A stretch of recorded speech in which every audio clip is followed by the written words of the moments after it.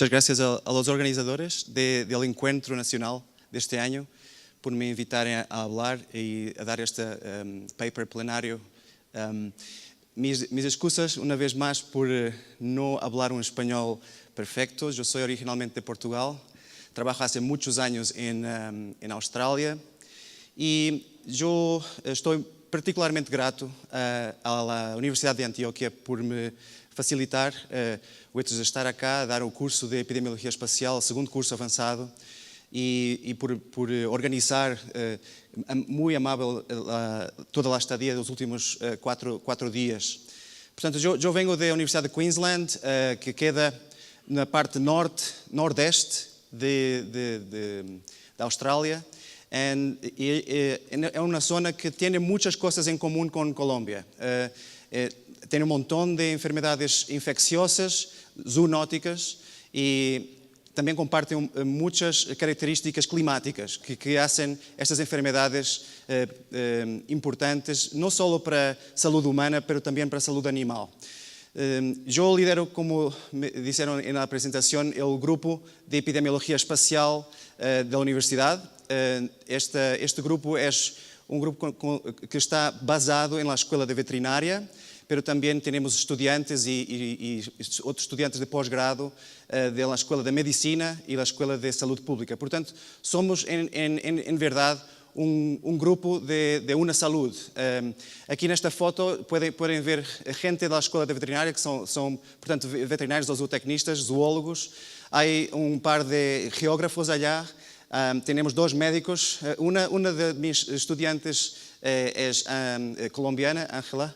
Ella terminou, quer dizer, submeteu su PhD hace unas semanas atrás, haciendo trabajo en equinococosis y datidosis en China, num projeto que temos allá em colaboração com a Universidade, com a Australia National University em Canberra. Portanto, o trabalho que hacemos allá é dois tipos. Primeiro, enseñanza em One Health. Treinamos veterinários e estudantes de saúde animal em termos de como os sistemas de saúde animal, humana e os serviços de ciência ambiental podem coordenar esforços para combater estas enfermidades que são zoonóticas. A outra parte é research, investigação. Portanto, nosso grupo tem projetos não só na Austrália, temos enfoque muito grande em febre Q. Como sabem, se não sabem, Queensland é onde a febre Q foi primeiro encontrada nos anos 40 e, portanto, é uma zona endémica para a febre Q allá. E, então, temos projeto muito grande para entender a disseminação por el aire para as comunidades humanas através de prédios animais. Outros projetos temos muito grande que é em China. Allá estamos a tentar mapear 5 enfermedades zoonóticas. Primeiro, rábia, leptospirose, scrub typhus, que é uma enfermidade transmitida por roedores, que por Orencia tsutsukamishi. Não sei se vocês têm essa enfermidade cá em Colômbia. E temos mapeamento de anthrax também. E, portanto, eu vou falar pouco disso e como nosso trabalho em China, particularmente fazendo o Atlas para estas 5 enfermedades, nos ajudou a entender como cambios climáticos, cambios da landscape, não sei como se diz lá em espanhol, han contribuído para estas enfermedades se distribuírem por el país em décadas. Portanto, o que estou fazendo acá é em relação ao curso de Epidemiologia Espacial que foi financiado por o Conselho de Relações Latinoamérica-Austrália. Esta grant call foi com o objetivo de melhorar a capacidade de 2 países, Colômbia e Brasil, em termos de métodos de geografia espacial. O enfoque era Zika, pero depois as coisas que se foram cambiando e estamos a ajudar o Ministério da Saúde em Brasil e várias universidades aqui em Colômbia a criar capacidade em análise espacial de enfermidades zoonóticas e outras não menos zoonóticas. Portanto, estas são algumas fotos do primeiro curso que hicimos em julho em Bogotá. Foi um curso introdutório onde nós basicamente criamos mapas, entendemos a agregação espacial de casos e hicimos um pouquinho de modelização espacial para encontrar fatores de risco. O curso que ocorreu allá foi organizado pela Universidade Nacional em Bogotá. Vai para trás? Sim. E tivemos a ajuda também de investigadores da Universidade de Córdoba que me ajudaram a dar essas classes allá. Como veem, foi uma classe muito grande, muita gente, muitos estudantes, tivemos cerca de 32 estudantes de distintas partes de Colômbia. Todos eles são investigadores de universidades estaduais, porque como é um convênio de país para país, o enfoque foi ajudar a criar capacidade em instituições do Estado. Então, depois deste curso, começamos a considerar o segundo curso avançado que ocorreu esta semana cá, graças à amabilidade da Universidade de Antioquia para nos receber acá. Temos um grupo de 22 estudantes sendo a parte mais avançada e preparando suas apresentações para o simpósio que está a ocorrer em duas classes hacia allá, na sala de prensa. Portanto, o simpósio está quase a terminar. Temos mais 3 ou 4 apresentações e então vamos dar os certificados a todos os estudantes que completaram o curso introdutório e avançado. Durante o curso introdutório, tivemos também uma apresentação de posters de nossos estudantes allá em Austrália para ensinar como uno apresenta trabalhos em epidemiologia espacial, como se organiza os dados e os resultados. Eu penso que tem sido uma experiência muito boa. He aprendido um montão da cultura colombiana e nós estamos fazendo o mesmo em Brasil. Portanto, eu vou sair daqui amanhã por la mañana e chegar a Salvador e dar o curso avançado allá na Fundação Fiocruz, do Ministério da Saúde. Pero eu não estou aqui para falar do convênio que temos neste momento. Estou aqui também para falar da network que estamos a criar, que chama-se LatisNet, Latin American Australia Tropical Infection Spatial Epidemiology Network, que no momento é uma network que inclui investigadores de Colômbia e Brasil que atenderam o curso. Portanto, todos os estudantes vão ser parte desta network no final e vão ter acesso a todos os recursos de análise que temos disponíveis para eles continuarem a aplicar as ferramentas que hemos introduzido. Portanto, o objetivo da network é incluir outros países, outras instituições e, portanto, se estão interessados em fazer parte, contactem, por favor, Dr. Jairo Gomes, que é nosso coordenador nacional aqui em Colômbia, e ele os indicará os processos que estão disponíveis para poderem ser parte da network. Okay? Portanto, vamos então ao tema do plenário de hoje. Nós hacemos epidemiologia espacial essencialmente para aqueles 3 pontos allá. Primeiro, identificar as populações que estão em risco, e quando hablo de populações, no contexto do One Health, são populações animais e humanos, e também determinar o tamanho das populações, quantas pessoas e quantos animais, quantas granjas estão afetadas e aonde estão essas granjas. O objetivo é fazer targeting, é como fazer ponto em branco, é essa a palavra? Ponto branco? De las intervenções que temos disponíveis para as distintas enfermedades, ou seja, vacunação, ou seja, desparasitação, e portanto, a identificação é melhorar a eficácia das estratégias de controle. Não há nada como um mapa para identificar aonde é que está o problema e aonde temos que investir nossos recursos que são limitados. Portanto, quando falamos de enfermedades zoonóticas, então falamos de enfermedades que nós sabemos que são cerca de 60% das enfermedades que infectam humanos. Mas cerca de 90% dessas enfermedades zoonóticas são emergentes. Portanto, as enfermedades zoonóticas emergem em animais, cerca de 90%. E, portanto, é importante entender aonde essas populações estão para fazer o targeting dessas intervenções. Este mapa que vem cá foi produzido no início de 2000 e foi publicado em Nature. E, basicamente, o que demonstra é a distribuição que é muito heterogénea de distintos patógenos que são zoonóticos. Portanto, allá no mapa número A, tem patógenos que são da vida selvagem. Portanto, por exemplo, o Hendra virus, que é transmitido por morcélagos. Em Austrália é um patógeno muito importante para nós outros, para podermos controlar infecção em cavalos e depois que passa a humanos. E mirem o mapa cá em D, é um mapa de vectores, é um mapa de enfermedades transmitidas por vectores. E se miram os dois, A e B, ocupam basicamente os mesmos nichos ecológicos, não é? Zonas tropicais, zonas altamente densas em termos de população humana, e o que contrasta muito com outras enfermidades zoonóticas, como aquelas que são derivadas de, por exemplo, aqui zoonóticos que não são de wildlife, enfermidades, por exemplo, que vêm por la comida, não é? Foodborne pathogens. Aí, esses são muito mais circunscritos e também há muitos biases para aquele tipo de mapas. Claro, se não se reportam os foodborne pathogens, não vamos ter uma distribuição mais circunscrita. Aqui, neste mapa C, é muito similar ao mapa B, e temos os patógenos que são resistentes a drogas, como antibióticos. Portanto, outro tópico de grande importância em termos de saúde pública. Há sempre a discussão qual é o papel da produção animal no desenvolvimento destes tipos de patógenos. Não há nada como um mapa para indicar aonde são as localizações, aonde vimos mais resistência, para identificar os drivers dessa resistência. Pronto, para criar mapas como este, é necessário dados de grande qualidade. Portanto, estes mapas acá, que foram produzidos no início de 2000, utilizaram métodos ecológicos.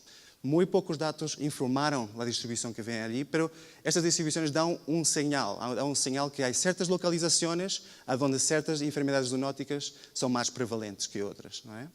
Portanto, nós outros, para poder fazer o trabalho que temos feito, hemos criado parcerias com governos em distintos países.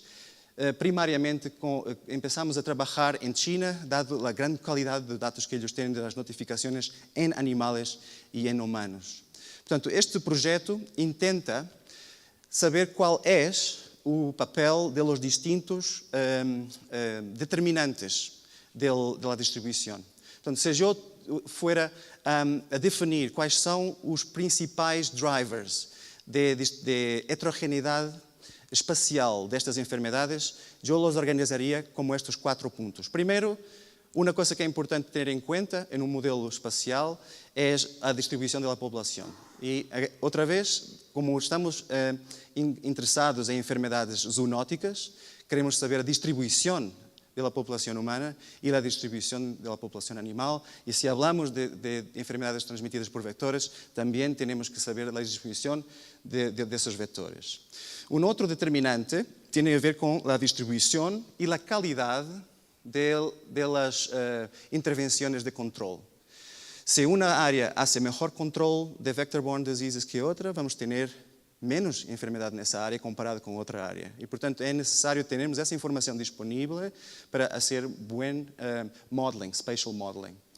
Outro determinante é a distribuição dos fatores socioeconómicos, e aqui incluo também o comportamento. Em enfermedades zoonóticas transmitidas por ganado, por exemplo, temos também que añadir o comportamento em termos de movimentos de ganado, para entender como a disseminação se propaga no espaço e no tempo. Comportamento das pessoas em termos de risco, de tentar evitar o contacto ou a exposição a patógenos. Podemos utilizar social network analysis, podemos utilizar encuestas para entender, por exemplo, o conhecimento, as atitudes e as práticas de pessoas em relação a diminuir seu risco. Toda essa informação é muito difícil de obter a uma escala baixa. Então, estes são sempre fatores que são muito difíceis de incluir nos modelos espaciais. Normalmente, o que nós incluímos são distribuição de populações, que é possível obter por censos, a distribuição e a qualidade do controle de enfermedades, e agora, com a existência de satélites que circulam ao redor da Terra, podemos ter muito boa informação sobre a distribuição de fatores climáticos e fatores físicos também da landscape. Portanto, Só para recapitular, é importante em qualquer modelo espacial ter em conta todo isto.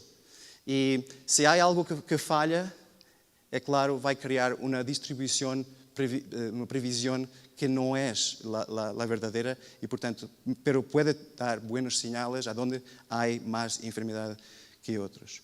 Portanto, trabalhar com o sistema de vigilância em China ha sido muy bueno. ¿Y por qué? Porque ellos tienen muy buena información en términos de la distribución de las notificaciones de un montón de enfermedades zoonóticas. O slide que está acá demonstra basicamente o processo de alerta temprano que eles têm para 28 enfermedades notificáveis em humanos. Várias dessas, a grande maioria dessas, são zoonóticas. Portanto, nós outros trabalhamos em conjunto com eles para melhorar o sistema de alerta temprano, que inclui ferramentas espaciotemporales.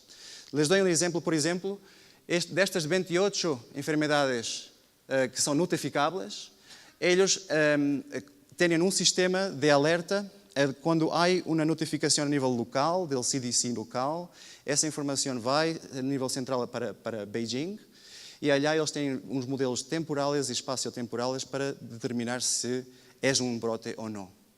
Esse sinal ou essa detecção de uma aberração cria sinal de verificação a nível local. Portanto, eles enviam equipos para determinar se de hecho, hacer case ascertainment, se de hecho é mesmo caso, por exemplo, de leptospirosis, certo? E então, quando hacen a confirmação, é disseminado por SMS. Então, há field investigation, uma investigação no campo, a nível do county, e depois há feedback que vai arriba ao serviço em Beijing, que circula em termos informáticos por todo o programa. O programa, basicamente, aprende com mais dados que vêm do campo. Então, estas enfermedades se agrupam em distintos grupos, basicamente no tema da detecção do sinal. Por exemplo, para enfermedades como a influenza aviar, basta haver um caso para criar a aberração e a detecção de sinal. Okay? É o que estou aqui a dizer como Fixed Detection Method. Portanto, praga, cólera, SARS, influenza, poliomielite, antrax pulmonário, todas estas são enfermedades que basta um caso para criar o alerta e a investigação. Outras enfermedades, por exemplo, measles, dengue, leptospirose, influenza, malária, aí é distinto. Há um processo temporal de detecção se de hecho é ou não brote. Eles comparam os casos, neste momento, com o histórico, um moving average. Então, se passa esse limiar, detecta sinal. Portanto, para estas enfermedades, é só detecção temporal. Há outras enfermedades tipo 2 que se faz uma detecção espaciotemporal, porque há certos sítios onde eles não querem que a enfermidade esteja. Um exemplo é scrub typhus, e então fazem uma detecção espaciotemporal se scrub typhus está ou não nessa localização. Okay? Portanto, nós outros estamos a trabalhar com eles em 5 enfermedades para desenvolver um atlas para essas 5, e o processo de análise é este. Começamos primeiro com os dados contextuais, que são, por exemplo, a densidade de população animal e humana, dados do ambiente, que normalmente são diários, são dados de satélite, remote sensed, para cada dia, e obtenemos também as coordenadas da localização dos casos, de onde a gente vive. Okay? Depois, temos dados a nível do indivíduo, sua idade, sexo, ocupação, e podemos também añadir se é uma enfermidade que se está a observar em granjas, a localização das granjas e também a área dessa particular granja. Essa informação é toda, basicamente, combinada, e hacemos primeiro um modelo não espacial, investigamos se há estrutura espacial, depois criamos este modelo espacial e hacemos 2 coisas, predição e estimativa dos parâmetros, que é basicamente entender se há um fator de risco, qual destes é o mais importante para entender a variação de distribuição espacial.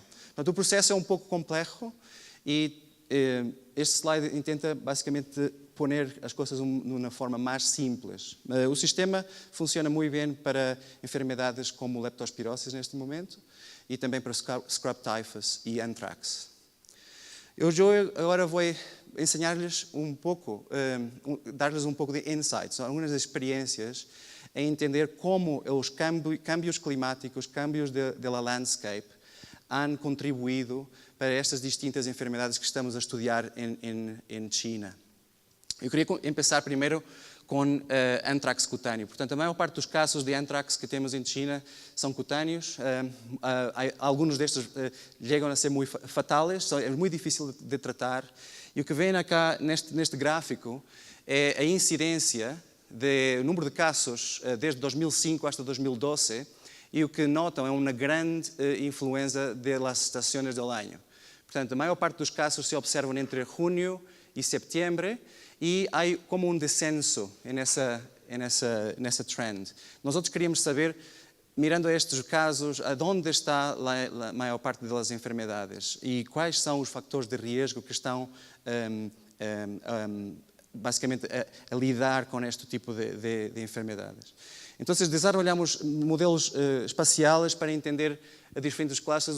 A imagem não é a melhor, está assim um pouco blurred, mas só para dar-lhes uma ideia que o que vemos é que há um cluster que, para todos os anos, tem sido bastante consistente allá, naquela zona allá. Esta é uma zona que é tipicamente de ganado. Há muito ganado e eles aumentaram um montão a produção de ganado naquela zona, uma zona mais fria, mais templada do país. E quando vemos a influência dos fatores de risco, vemos que a ocupação é muito importante naquele cluster número 1. E particularmente aqueles que fazem pastoreio, os shepherds, não é? Pero nos outros clusters, mirem que a contribuição da ocupação é o inverso. Cluster 2 e Cluster 3, Cluster 4, por aí fora, a maior parte são granjeiros. Portanto, o que interessa deste tipo de figura é saber que existe heterogeneidade muito grande em anthrax cutâneo em China, que está associada, pelo menos para aquele cluster principal, com gente que hace pastoreio, portanto, com pequenos ruminantes. E os outros clusters têm a ver mais com ganadeiros que fazem granjeria com grandes ruminantes.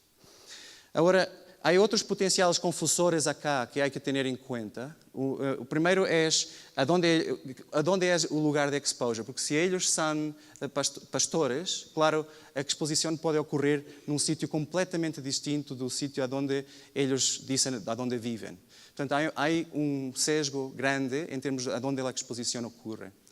A outra é as coisas culturais, o que eles fazem com os animais e se isso influi no risco naquele cluster que estamos a ver. Portanto, estas coisas mais pequenas é muito difícil de obter e o sistema de notificação não tem isso. Portanto, há que fazer investigações primárias dentro dos clusters para entender muito melhor o papel destes fatores.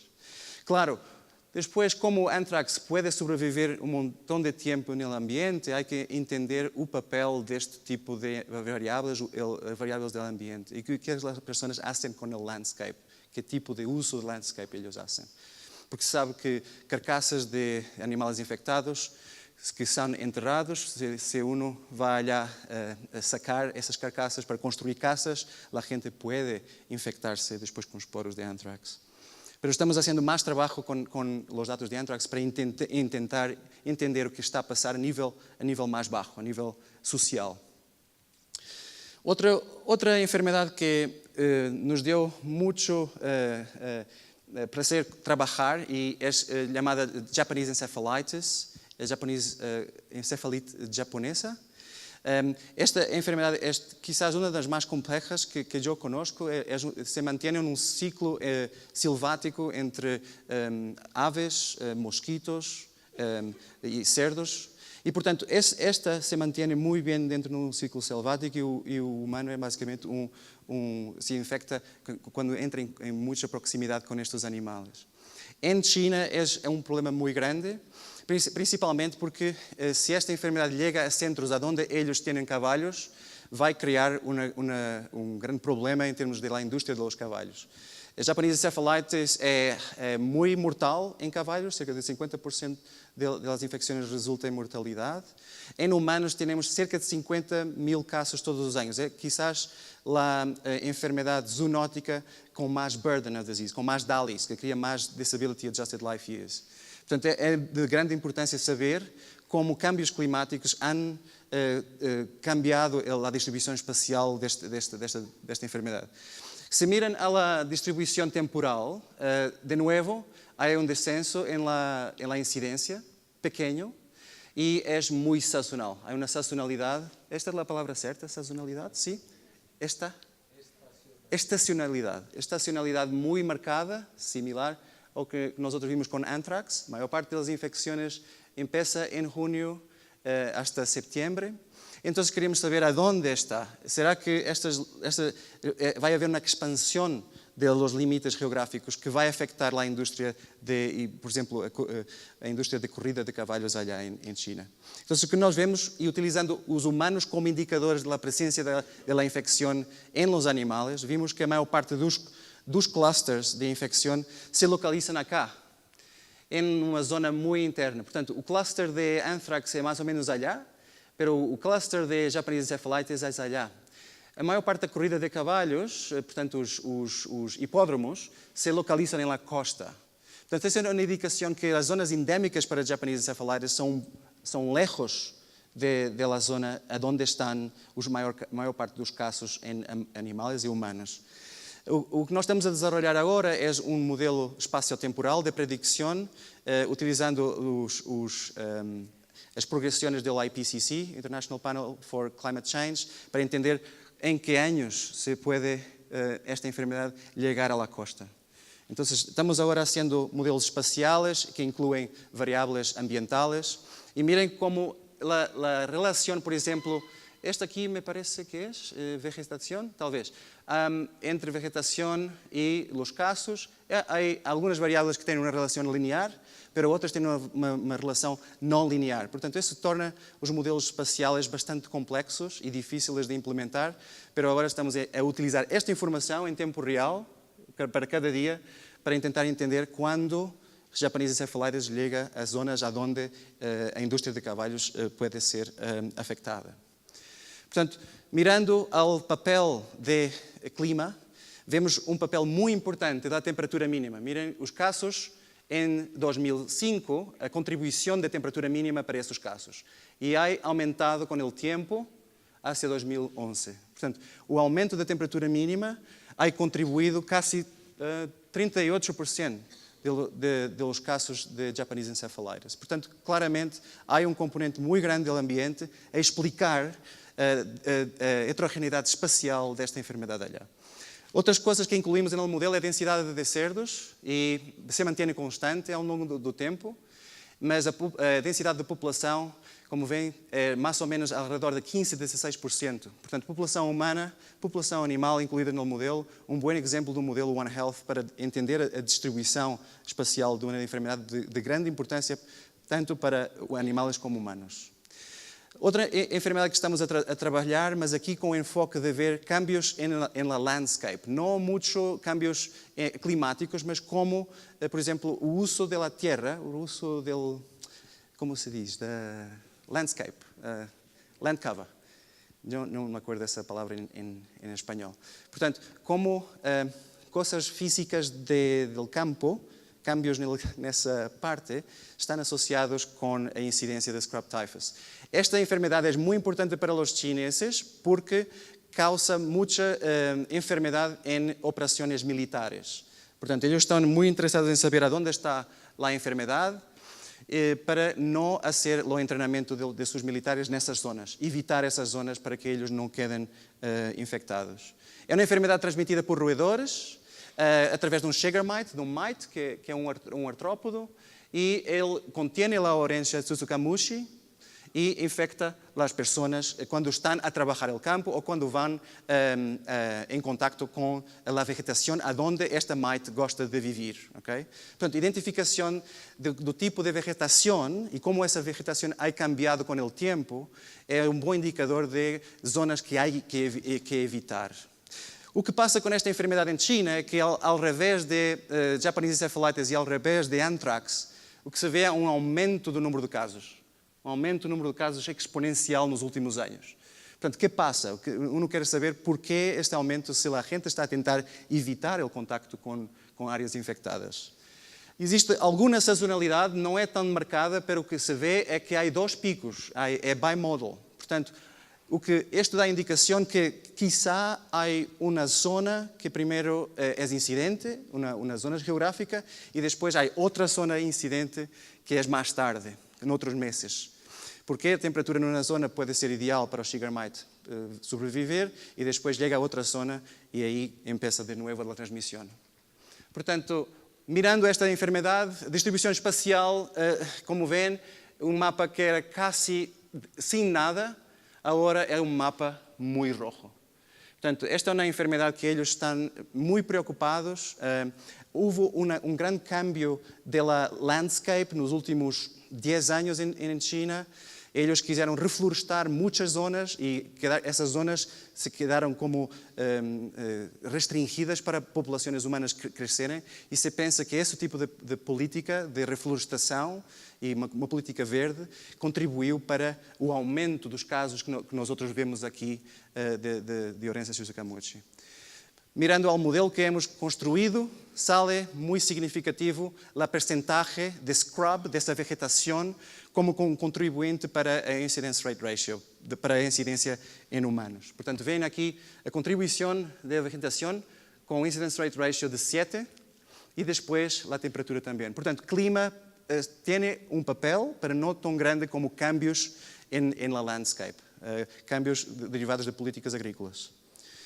Agora, leptospirose, todos penso que conhecem, é uma enfermidade muito difícil de diagnosticar. Está como num grupo de enfermidades que são de febre indiferenciada. Há um montão de diagnostic issues com MAT, com PCRs e com ELISAs. Mas em China, era uma enfermidade que estava mais ou menos sob controle. Mirem dados durante a época de Mao Zedong. Subiu para 10, de repente, claro, reporting biases, claro, o regime não queria que essa informação saísse, mas depois as coisas se tornaram um pouco mais abertas, com uma incidência de 10 por 100 mil pessoas, e agora houve um descenso muito grande hasta o início dos anos 90. Se pensa que isso foi por cambios na economia, a gente agora não tem tanto contacto com água contaminada, controle de ratones, e então o que vem é uma diminuição muito grande desde os anos 60 até o início dos anos 90. Portanto, meu estudante de PhD, Panji, ele está a trabalhar com estes dados, vai entender por que a incidência não baixa mais, por que continua muito estável nos últimos 5 anos. Portanto, o que vem cá é o mapa hasta dentro de 2005 2015, e acá vem que a incidência, que é a linha verde, se mantém como estável. A mortalidade basicamente desapareceu, não há mortes notificadas no sistema.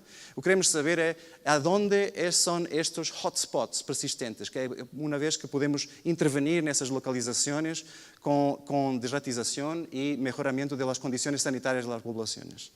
Portanto, estamos fazendo estudos espaciais e o que podemos ver é que há uma diminuição entre 2005 e 2015, em termos generais, e uma diminuição muito sazonal, de novo, conectada com flooding, como se diz, inundações, certo? E portanto, fazendo o análise de clustering, a maior parte dos casos de lepto continuam em space-time, não é? Em espaço e tempo, numa zona que é allá. Esta é uma zona muito pobre do país.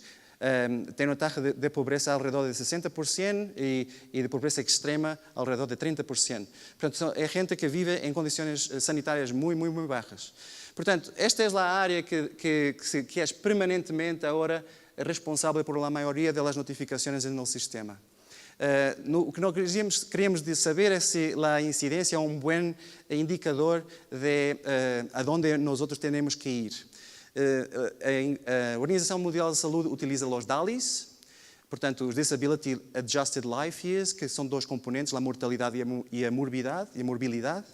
E, portanto, o que nós dissemos acá é um pouco distinto. Em vez de solo mapear incidência, estamos a mapear a mortalidade em YLLs, Years of Life Lost, e a morbilidade em Years of Life with Disability, que são indicadores muito importantes para a Organização Mundial da Saúde em termos de investimento em saúde. E, portanto, os chineses queriam este tipo de informação.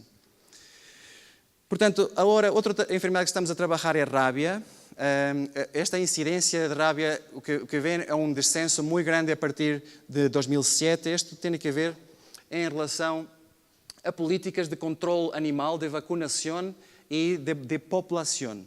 Portanto, eles empezaram com uma depopulação muito forte durante cerca de 3 a 4 anos, que ajudou a notificações em humanos a baixar, mas depois tiveram um grande problema social. As pessoas não estavam muito contentes de ver os equipos em las comunidades atrás de los perros e claro, a eliminá-los. Portanto, eles fizeram um phase back dessa política e implementaram vacunação. Portanto, o que vem aqui é basicamente um descenso muito grande devido à depopulação e depois acá é basicamente só vacunação que ocorre no país. Portanto, nós outros estamos a trabalhar com eles para desenvolver modelos geográficos para entender em qual é o rango de vacunação que uno tem que fazer quando encontra um caso positivo em um perro.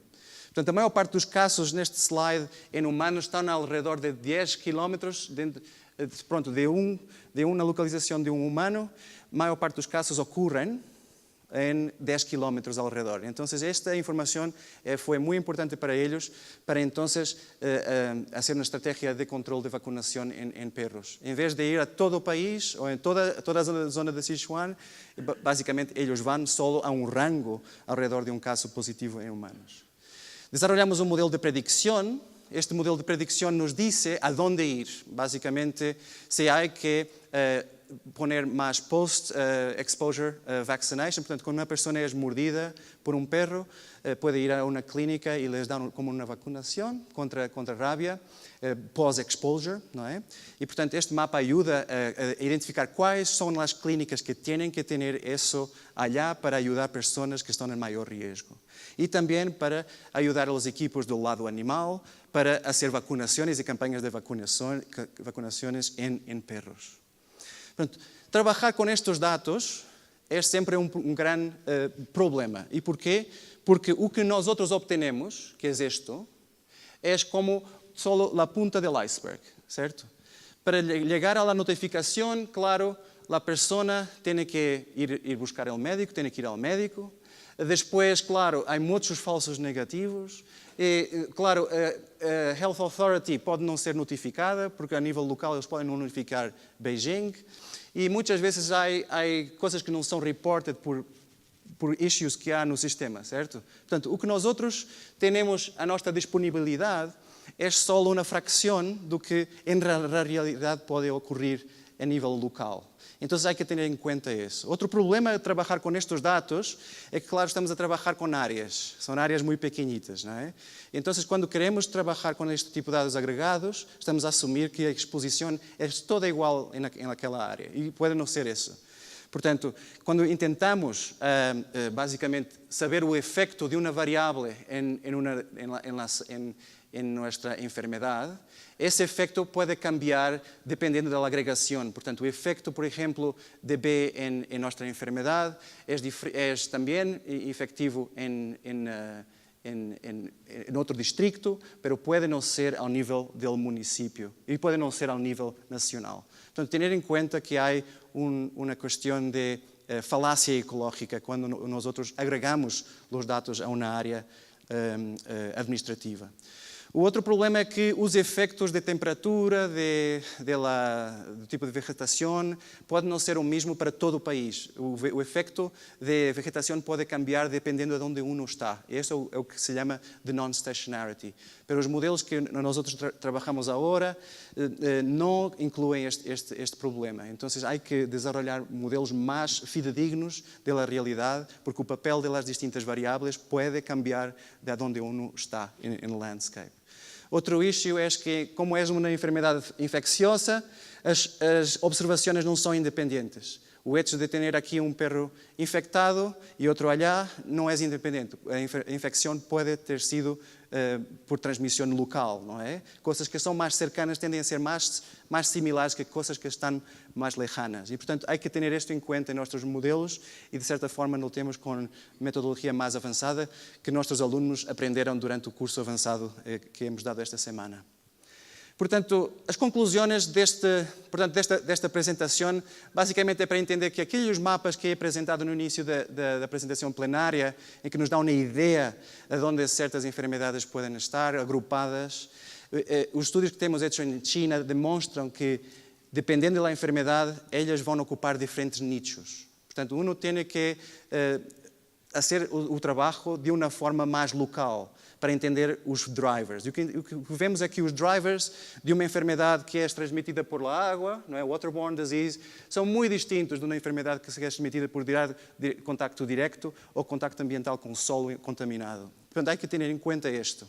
Outras coisas é que temos evidência, pelo menos com o trabalho em vector-borne diseases em China, que há um componente muito grande, muito importante de câmbios climáticos para entender o aumento ou a contracção da distribuição espacial de enfermidades infecciosas. E isto há que monitorizá-lo, especialmente se há populações animais e humanas que estão completamente suscetíveis a este tipo de infecções. Portanto, coisas que agora queremos fazer, mirando ao futuro, é evaluar se estas ferramentas que estamos a desenvolver em China têm aplicabilidade e qual é a sua sensitivity and specificity em detectar os casos. Portanto, nós outros estamos fazendo trabalho agora, por exemplo, com rábia, onde estamos fazendo um estudo de intervenção dentro do hotspot em Guangxi, a ver qual é a melhor plataforma de controlo de rábia. Portanto, o que estamos a fazer é um randomized control trial, onde certas comunidades recebem um SMS, uma mensagem no seu móvel, em termos de health protection para rábia, e outras comunidades, as escolas, têm vídeos e posters para diminuir o contacto. Estamos a comparar o que é melhor, dar uma mensagem aos padres por móvel ou dar a ensinança para evitar perros em la calle. Estamos basicamente a evaluar nesses hotspots, depois de fazer os mapas, o que é melhor, que tipo de intervenção é melhor para a rábia.